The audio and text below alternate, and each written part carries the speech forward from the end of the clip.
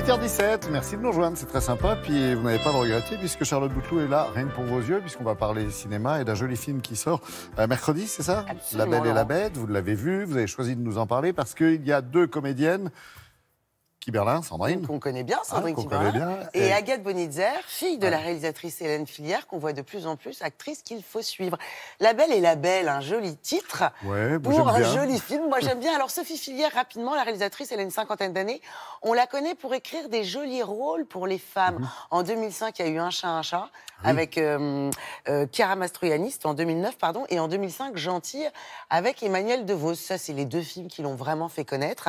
Et un film qui explore ici, de manière assez originale, la connaissance de soi, littéralement la rencontre avec soi-même. Alors sur le papier, comme ça, c'est un scénario au genre qui appartient au genre fantastique, mais auquel on croit tout de suite à cette histoire parce qu'elle est traitée de manière complètement assumée et très réaliste. Au début du film, on découvre Margot, elle a 20 ans, et puis un soir, lors d'une soirée, elle rencontre une autre Margot qui a 45 ans. Jusqu'ici, rien de bien extraordinaire, sauf que très vite, la jeune fille se rend compte... Identification, non?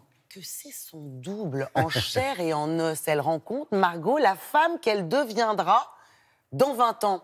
Forcément, ça va prêter lieu à de grands chamboulements et à des questionnements intérieurs. Et ce qui est bien vu aussi, c'est que la Margot, j'allais dire plus âgée, elle n'est pas vieille, Sandrine Kiberlin, c'est qu'elle va tenter de prévenir sa cadette, son double plus jeune, d'éviter certaines erreurs qu'elle a faites. Donc oui, ça paraît tiré par les cheveux, mais il y a beaucoup de charme et ça marche. On a rencontré Sandrine Kiberlin.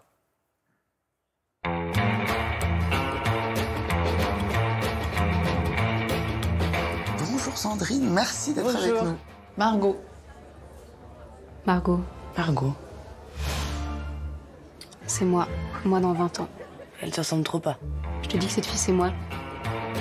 C'est une histoire assez jolie parce que quand même Sophie Filière, son premier court-métrage, vous étiez dedans. Et vous, est-ce que c'est vrai, c'était votre toute première fois au cinéma? Oui. Oui, c'était il y a, je crois, 25 ans et elle m'avait rencontré de dos dans un café. Alors qu'elle cherchait une actrice pour jouer dans son court-métrage. Et elle allait faire passer des essais à plein de filles. Vous ne passiez pas le casting, vous? Pas du tout. C'est dingue. Vous étiez... Et je lui ai dit, mais je suis au conservatoire. J'étais au conservatoire, mais elle m'a trouvée dans le café d'à côté. C'est un joli hasard.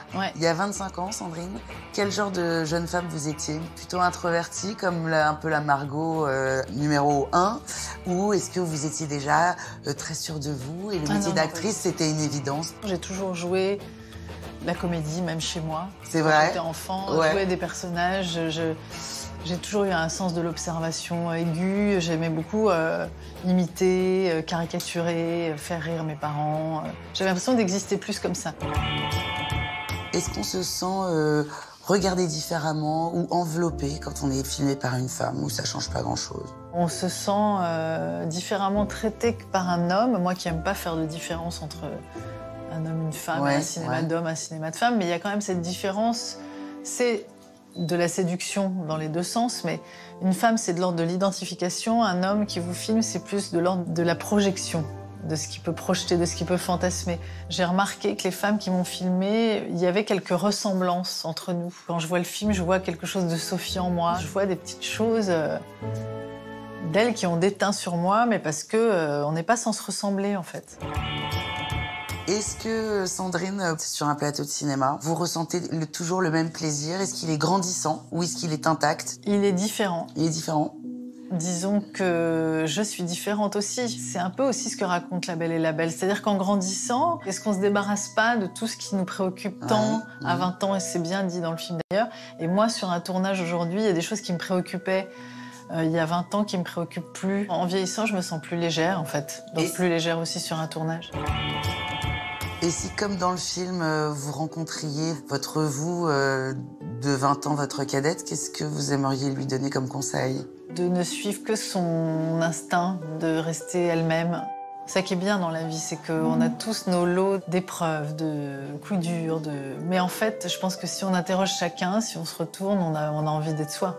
Merci beaucoup, Sandrine. Merci à vous. C'est joli mot, merci. Merci à vous.